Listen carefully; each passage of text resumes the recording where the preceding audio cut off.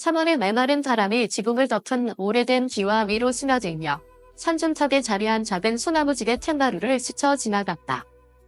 그 바람 소리는 마치 누군가가 주름진 얼굴을 하나하나 두드리는 듯 73세의 백발 노인 이웃 선생의 얼굴에 사무치듯 울렸다.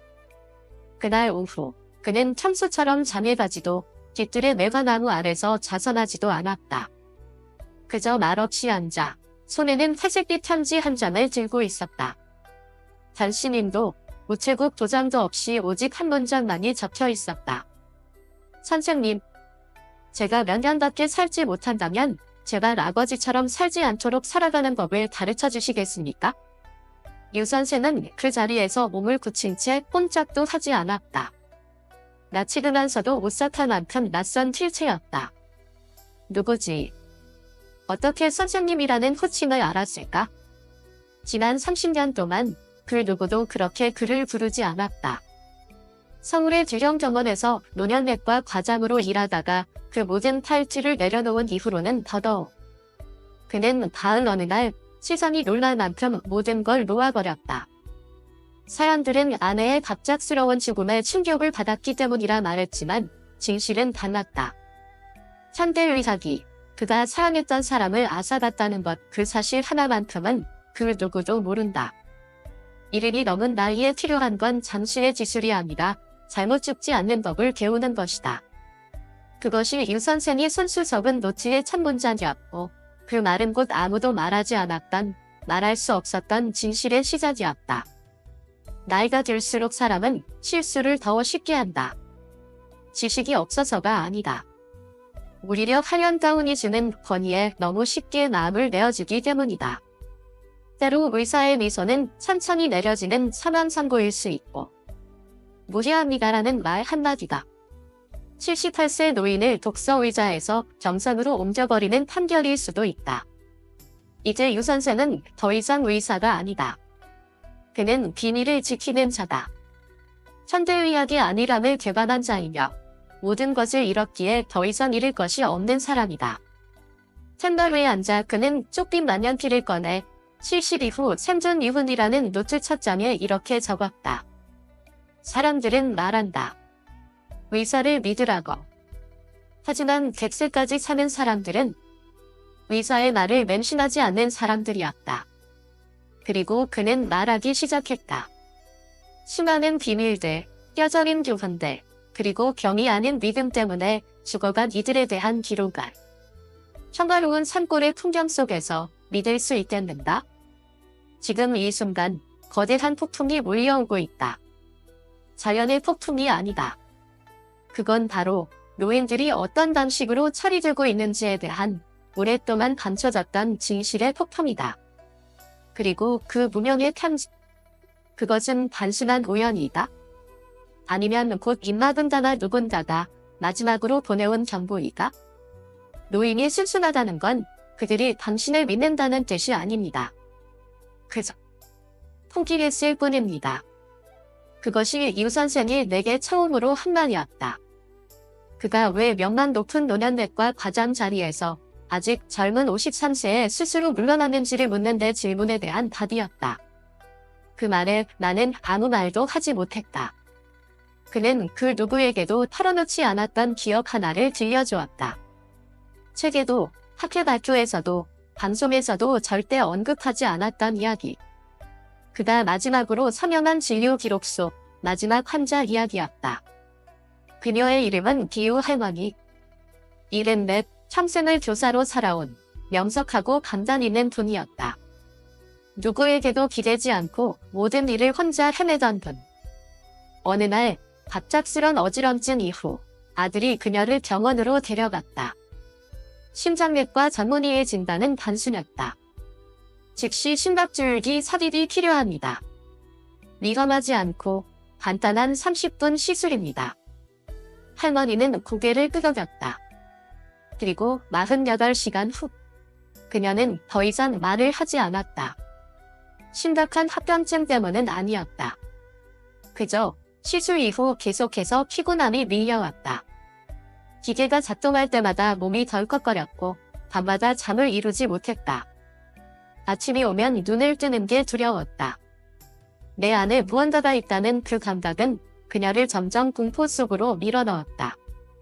생활은 하나둘 무너졌고 3개월 후엔 식사조차 거부하게 되었다. 유 선생은 그런 그녀를 바라보며 자신의 미래를 본 것 같았다고 했다. 분명 살아있지만 더 이상 자기 자신이 아닌 모습. 그는 인생에서 처음으로 환자의 요청에 따라 눈물을 삼키며 직접 심박줄기를 제거했다. 그날 이후 그는 다시는 간단한 시술이라는 말을 믿지 않게 되었다. 왜냐하면 나이 들어가는 인간에게 간단한 것은 없기 때문이다. 30살의 불면증은 스트레스지만 70살의 불면증은 몸이 보내는 마지막 경고입니다. 하지만 의사는 말하죠. 수면제를 드리겠습니다. 왜냐하면 그게 매뉴얼이니까요. 유 선생은 생존 노트의 2번째 페이지에 이렇게 적었다. 일은 이후의 삶은 그럴싸하게 들리는 말을 거절하는 법을 배우는 시기이다. 왜냐하면 오늘날 노인의 죽음은 바이러스나 뇌출혈 때문이 아니다. 질문 없이 따라가는 순종에서 시작된다. 의사의 말을 고스란히 따르고 모든 약이 유익하다는 믿음에 몸을 맡기고 자식들에게 삶과 죽음의 결정을 넘기며 마침내는 아무도 쓰지 않는 골동품처럼 침대에 조용히 눕혀진 채로 살아가게 되는 것. 하지만 당신이라면 과연 그 순종에 맞서겠는가? 의사에게, 자식에게 맞서 몸이 원하는 방식대로 살아가겠는가? 아니면 조용히, 말없이 자신조차 더 이상 알아보지 못할 때까지 그저 순순히 살아갈 것인가? 유 선생이 71살이 되던 겨울, 그의 인생을 송두리째 바꿔놓는 일이 일어났다. 바로 35세 청년 하나를 따라가지 못했던 것이다. 그날은 눈이 소복이 쌓인 아침이었다. 평소보다 일찍 잠을 보고 돌아오던 길, 절 입구에서 한 노부인이 앞으로 고꾸라지며 넘어진 장면을 목격했다. 손에 들고 있던 지갑이 어떤 남자에게 순식간에 채어갔다. 생각할 겨를도 없이 유 선생은 본능처럼 뛰었다. 70년 넘게 살아온 이 두 다리를 쥐어짜듯이. 그러나 30초도 안 돼. 그는 나무 아래에서 숨을 몰아쉬며 멈춰야 했다. 그 순간 그는 도둑에게 분노하지 않았다. 분노한 것은 자기 자신이었다. 아, 나는 이제 더 이상 달릴 수 있는 사람이 아니구나. 나는 이제 자기 몸을 지킬 수 없는 노인일 뿐이구나. 그날 딱 유 선생은 한숨도 자지 못했다. 거울 앞에 선 그는 처음으로 자신의 몸이 두려워졌다. 병 때문도 나이 때문도 아니었다. 그저 수년간 아무것도 하지 않고 살아온 내버려둔 자신이 무서웠다. 나는 평생 의학 지식을 남을 돌보는 데에만 썼다. 하지만 단 한 번도 진심을 다해 나 자신을 돌본 적은 없었다. 그는 깨달았다. 나는 노인들이 약한 것이 아니다. 단지 그들의 생각이 그들의 몸에게 이렇게 말했기 때문이다. 이제는 앉아야 할 때다. 그날 이후 유 선생은 완전히 다른 여정을 시작했다. 의학을 배우는 삶이 아니다. 다시 일어서는 법을 배우는 삶이었다. 아침이면 특별히 갈 곳이 없어도 스스로 신기의 계단을 내려가 마을 입구까지 다녀왔다. 저녁이면 이어폰 없이 호숫가를 걸었다. 음악도 팟캐스트도 없이 오직 바람 소리와 자기 심장 소리만 들으며 일주일에 한 번은 직접 물을 들어 텃밭에 물을 주었다. 그건 스스로에게 던지는 메시지였다. 내가 땀을 흘릴 수 있는 한, 나는 아직 가치가 있다. 그리고 그는 생존 노트 3번째 장에 이렇게 적었다. 노인은 조용히 앉아있는 법을 배울 필요가 없다. 노인은 다시 걷는 법을 배워야 한다. 그 후로 그는 이 진리를 나누기 시작했다. 매달 사람들을 초대해라. 바람이 거세게 불고 난간 없는 나무 계단을 기다리는 이 산골집에서 한 달을 살아보게 했다. 그곳을 찾은 사람들 중에는 76세의 감 할머니도 있었다. 의사는 그녀에게 이렇게 말했다. 이제는 무리하지 말고 침대에만 계세요. 그러나 한 달이 지난 후 감 할머니는 스스로 물을 길어나르고 장작불을 키우고 매일 3km를 걷고 텃밭에 물을 주는 사람이 되어 있었다. 작별 인사날 그녀는 눈물을 흘렸다. 그건 아쉬움의 눈물이 아니었다. 그녀는 더 이상 돌봄을 받는 사람이 아니었기 때문이다. 그녀는 이웃 선생에게 속삭였다.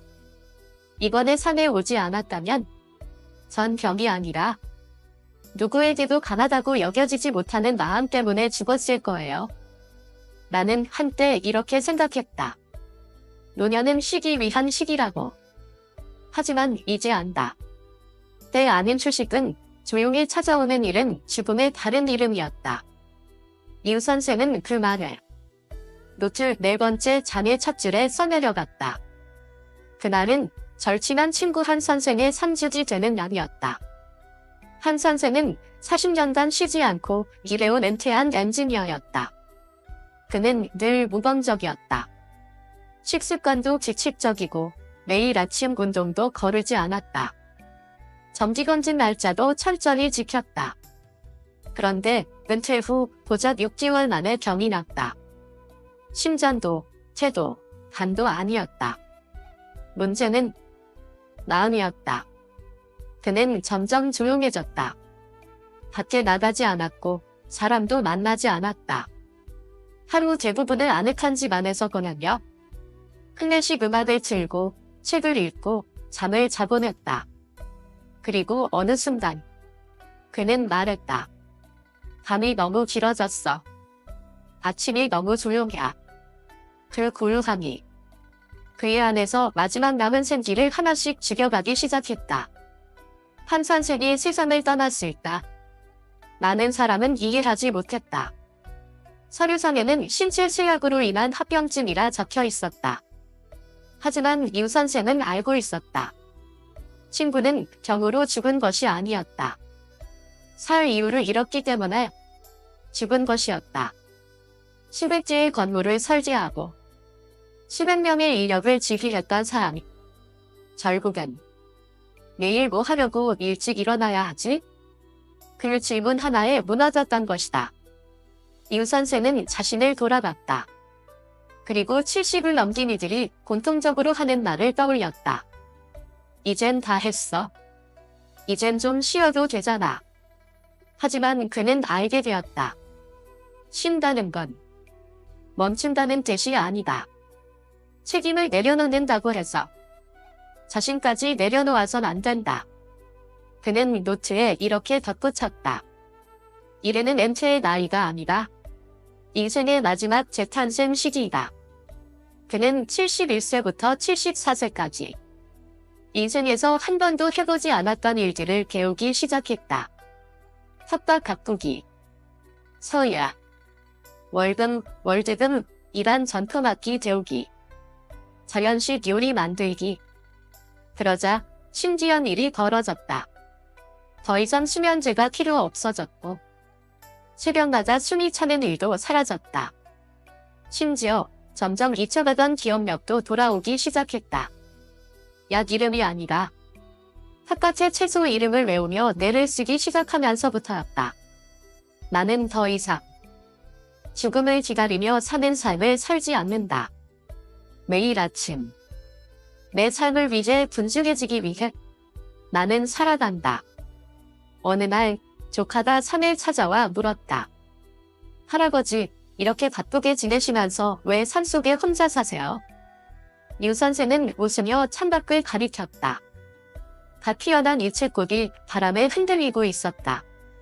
그리고 말했다.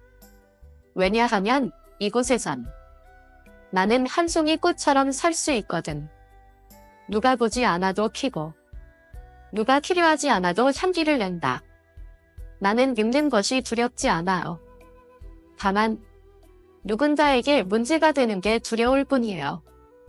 어느 72세 여성의 말이다. 그녀는 치료를 거부했고 자녀나 친지와 함께 사는 것도 거절했다. 그리고 선택했다. 단 9제곱미터의 옥탑방에서 혼자 사는 삶아. 유 선생은 두 여인을 만난 적이 있다. 그녀의 이름은 민 선생님. 과거에는 대형 고등학교의 교장이었던 분이다. 젊었을 때 그녀는 단단한의 상징이었다. 남편도 자식도 없었지만 수천 명의 학생을 바른 길로 이끌었던 교육자였다.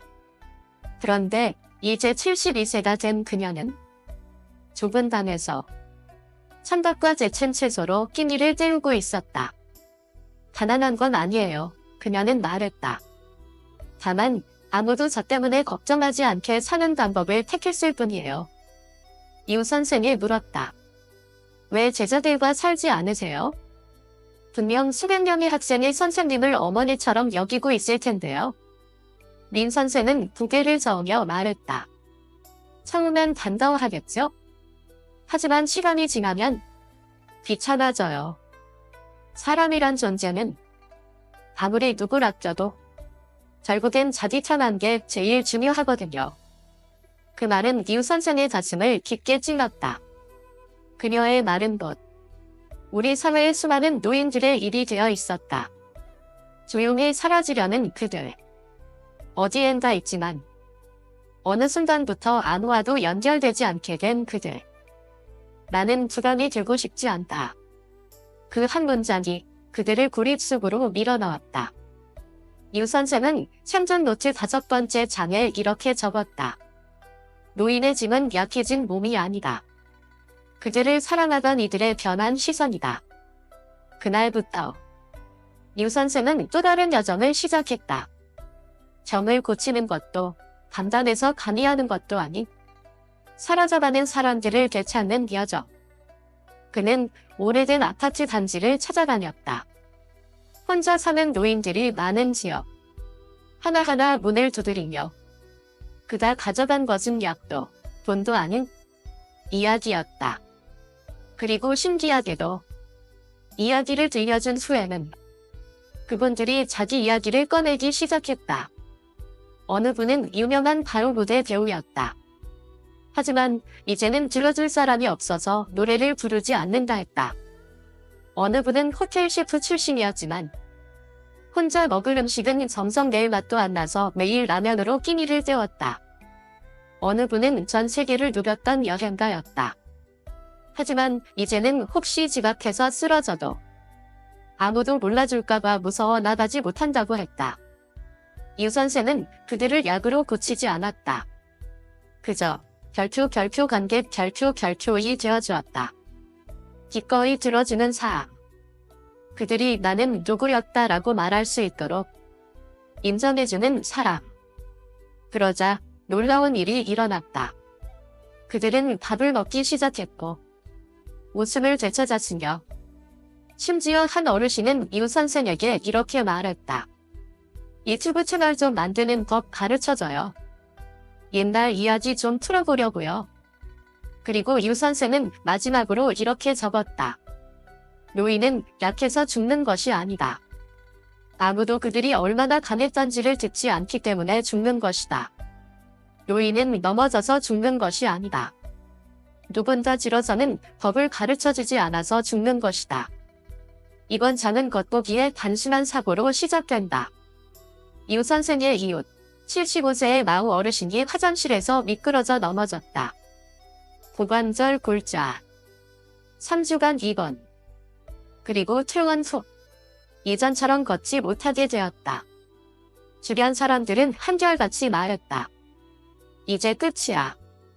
이젠 누워서 지내셔야지 뭐. 하지만 마우 어르신을 진짜 무너뜨린 건 아픈 다리가 아니었다. 그보다 더 아픈 건 사람들의 시선이었다. 이제는 식탁에서 그의 의견을 묻지 않았다. TV 채널을 고를 권리도 사라졌다. 중요한 결정을 앞두고 그 누구도 그의 조언을 구하지 않았다. 4주차가 되던 어느 날, 유 선생이 전문안을 닫고 방문을 열자마자 들은 첫 마디는 이랬다. 제발 저를 노인네라 부르지 마세요. 저 아직 죽지 않았습니다. 그 순간 유 선생은 말문이 막혔다. 그는 깨달았다. 노인에게 필요한 것은 약도 브랜디도 아니었다. 그들이 진짜로 필요했던 건 가족 안에서의 위치, 그리고 이 세상 안에서의 존재감이었다. 신체의 한 번의 낙상보다 더 무서운 건 인격이 무너지는 순간이었다. 아무도 그들을 일상적인 존재로 받아들이지 않을까. 유 선생은 생존 노트 6번째 장에 이렇게 적었다. 넘어졌다고 노인이 약해지는 것이 아니다. 그들을 향한 동정 어린 시선이 그들의 척추를 꺾는다. 그래서 유 선생은 아무도 예상하지 못한 일을 했다. 마오 어르신을 산으로 초대한 것이다. 아직 제대로 걷지도 못하는데도 그는 단호하게 말했다. 아무도 부축하지 마세요. 또 넘어져도 괜찮습니다. 제가 곁에 있으니까요. 매일 그는 마오 어르신을 마당에 앉게 했다. 잠자들 자르고 불을 피우고 천천히 하지만 스스로의 손으로. 그러자 놀라운 변화가 일어났다. 한 달 후 마오 어르신은 스스로 일어섰다. 몸만이 아니었다. 자신의 마음도 함께 일어선 것이다. 어느 비 오는 밤 둘이 정난로 앞에 앉아있을까? 마오 어르신이 말했다. 그 말에 유 선생은 눈물을 흘렸다. 나는 다리가 부러졌다고 생각했어요. 근데 아니더군요. 진짜 부러진 건 내 자신을 믿는 마음이었어요. 그날 이후 유 선생은 세상 어디에도 없는 수업을 시작했다. 어떤 의사책에도 적혀있지 않은데요. 그 수업의 이름은 회복은 근육이 아니라 마음에서 시작된다. 그리고 회복의 첫걸음은 바로 그 사람 자신이 스스로 고개를 끄덕이는 순간이었다. 나는 다시 일어나고 싶다. 아빠, 내일 신옷 입어야 해요. 엄마, 나 처음으로 누군가를 좋아하게 됐어? 할아버지, 어떻게 살아야 진짜 사람답게 살 수 있나요? 이런 질문들이 부모로서, 조부모로서 밤새 고민하게 만들고 살게 만들고 버티게 했던 시절이 있었다. 다음 세대가 기대어 쉴 수 있는 처마가 되어주기 위해. 하지만 어느 날 그 어떤 질문도 더 이상 들려오지 않게 된다. 자식들은 바쁘고 손주는 멀리 유학 갔고 배우자는 세상을 떠났다. 그리고 세상은 너무 빠르게 돌아가기 시작한다. 유 선생은 이 시기를 이렇게 불렀다. 영혼이 보관되는 시기. 사는 건 산다. 밥도 먹고 잠도 자고 인사도 한다. 하지만 그 안에는 어느 순간부터 먼지 쌓인 채 선반 위에 올려진 점원의 조각이 있다. 어느 할머니가 유 선생에게 이런 말을 한 적이 있다. 매일 아침 차를 2잔 끓여요. 하나는 제가, 하나는 저 세상에 있는 할아버지 거죠. 그 자리에 아무도 앉지 않은 지 10년이 넘었는데 그래도 매일 따라요. 매일 아침 단 하루도 빠짐없이. 유 선생은 생존 노트 7번째 장에 이렇게 썼다. 사람은 혼자 살아서 죽는 게 아니다. 누군가에게 필요한 존재가 아니게 될 때 죽는다. 그 진실을 깨달은 이후 유 선생은 세상 어디에도 없는 특별한 치료법을 시작했다. 그 이름은 노인에게 다시 가르칠 권리를 돌려주는 것. 그는 의대생들을 산으로 초대했다. 병을 배우러 오는 것이 아니다. 사람을 배우기 위해. 한 학생은 할머니에게 들었다. 전쟁 중 차바위를 낳았던 이야기. 또 한 학생은 약 없이 채소를 기르는 방법을 들었다. 흙은 말을 해요. 짓는 것만 알면 돼요. 할아버지의 그 말에 학생은 한참을 말 없이 고개를 끄덕였다. 학생들은 그렇게 짓는 법을 배우기 시작했다. 그리고 놀라운 일이 벌어졌다. 누군가 귀를 기울이자 어르신들은 다시 살아나기 시작했다. 목소리는 또렷해졌고 걸음걸이는 힘이 생겼고 기억력도 놀랍게 돌아오기 시작했다. 왜냐하면 몸이란 그런 것이기 때문이다. 영혼이 만져질 때 육체는 자연스럽게 회복되기 시작한다. 한 의대생이 눈물을 흘렸다. 82세의 뉴 할머니가 한 번도 꺼내지 못했던 첫사랑 이야기를 들려주는 순간이었다. 그리고 뉴 할머니는 이렇게 말했다. 오늘 내가 물어봐주지 않았더라면 그 사람 아마 내 무덤까지 함께 가져갔을 거야. 오늘 아침 거울을 보았는데 어떤 할머니 한 분이 저를 바라보고 있었어요. 순간 깜짝 놀랐죠. 근데 왜 그런지 모르겠는데 그 얼굴이 낯설었어요. 이 이야기는 평범한 어느 아침으로부터 시작된다. 유 선생은 한 남성으로부터 전화를 받았다. 자신의 어머니 79세의 도 선생님을 한번 만나봐 달라는 부탁이었다. 도 선생은 한때 집안에서 손꼽히는 국어 교사였던 분이다. 어머니는 겉으로 보기엔 괜찮아요. 식사도 하시고요. 하지만 요즘 들어 제 이름을 기억하지 못하세요. 그보다 더 무서운 건 이젠 본인의 이름조차 기억하지 못한다는 거예요. 유 선생은 약을 들고 가지 않았다. 대신 단한 거울 하나를 들고 갔다. 첫 만남에서 그는 도 선생님 앞에 거울을 놓고 이렇게 물었다. 거울 속 사람은 누구세요? 도 선생님은 한참을 말이 없었다. 그러다 아주 천천히 입을 열었다. 예전엔 아주 뜨겁게 살던 사람이에요. 하지만 지금은 껍데기만 남은 것 같네요. 유 선생은 아무 말 없이 고개를 끄덕였다. 그리고 그날 밤 생존 노트 8번째 장에 이렇게 적었다. 망가든 뇌의 문제가 아니다. 그건 영혼이 보내는 마지막 경보다. 너 나를 너무 오래 내버려뒀어. 그날 이후 유 선생은 매일 도 선생님 댁을 찾았다. 그리고 매일 단 한 가지 일을 했다. 매일 질문 하나씩. 질문은 단순했다. 하지만 기억을 두드리는 힘이 있었다. 선생님의 첫 번째 담임 이름은요. 처음 칭찬받은 건 몇 살 때였죠. 처음 노트에 적은 시는 뭐였을까? 그리고 놀라운 일이 일어났다. 3주차 도 선생님은 돌아가신 남편의 이름을 기억해냈다. 4주차 그녀는 직접 차를 우리고 1972년에 제자들에게 가르쳤던 시 한 구절을 다시 써내려갔다. 그제야 유 선생은 확신했다. 기억은 사라지는 게 아니다. 그건 얼어붙는 것이다. 그리고 사람만이 그 얼음을 녹일 수 있는 유일한 불꽃이다. 아무도 우리에게 기억을 지키는 법을 가르쳐주지 않는다. 그 어떤 약도 나는 누구인가를 떠올리게 하진 못한다. 오직 단 한 존중의 눈빛. 그것만이 사람을 다시 사람답게 만든다. 선생님. 당신은 여전히 우리의 선생님이세요. 기억 때문이 아니다. 라는 단어를 말할까. 곧게 펴는 그 소리 때문이에요. 78살이에요.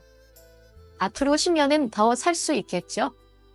하지만 그 10년이 내가 아무것도 선택할 수 없는 10년이라면 차라리 오늘 이 자리에서 죽는 게 낫습니다.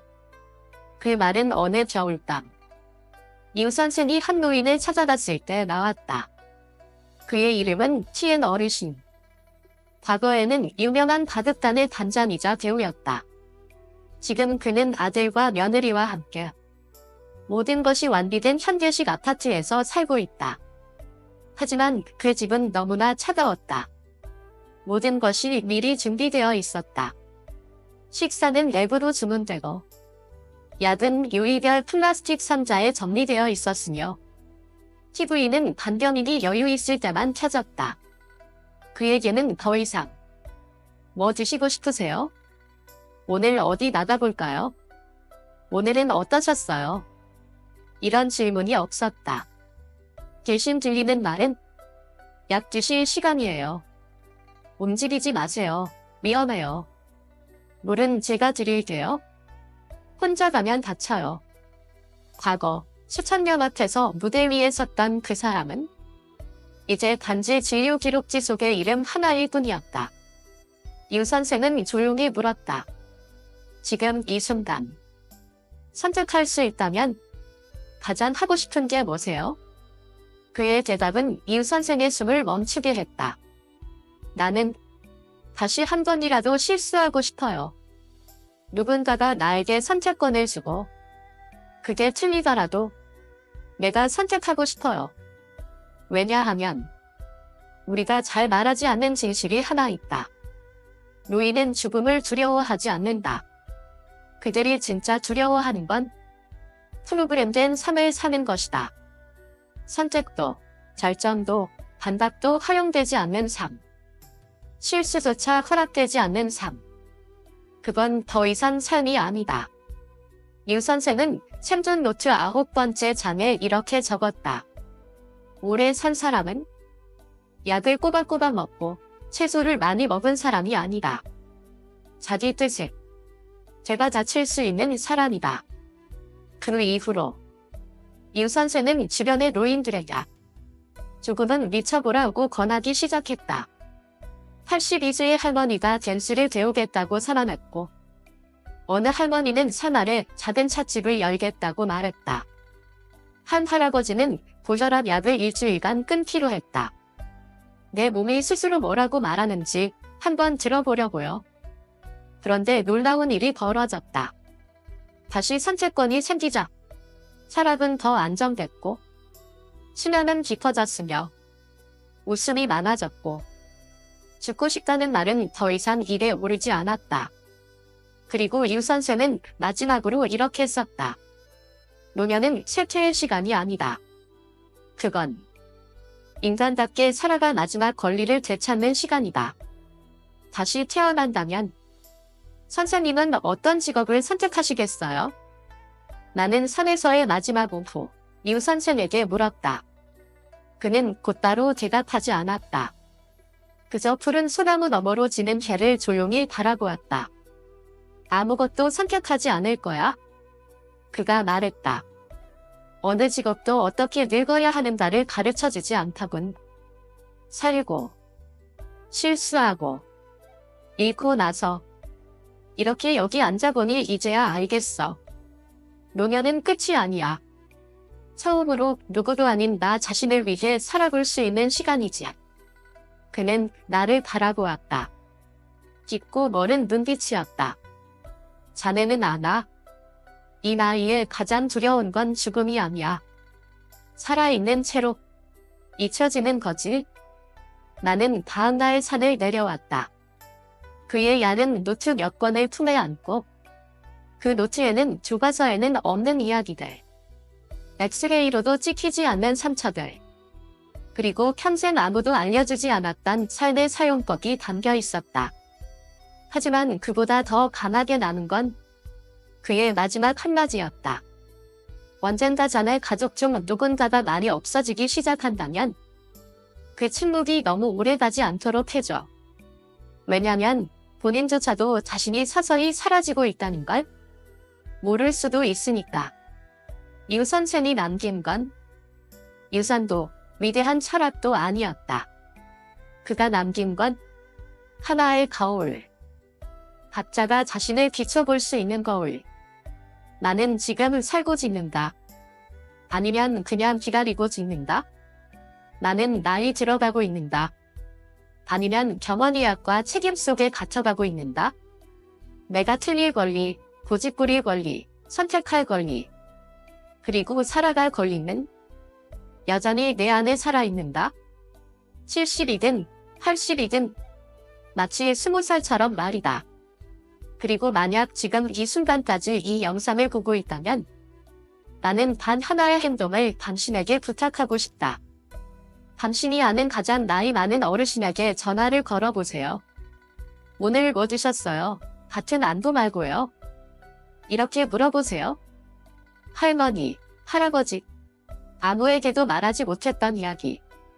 가슴속에 묻어둔 이야기. 혹시 있으세요? 왜냐하면 그 이야기를 당신이 마지막으로 들을 수도 있으니까요.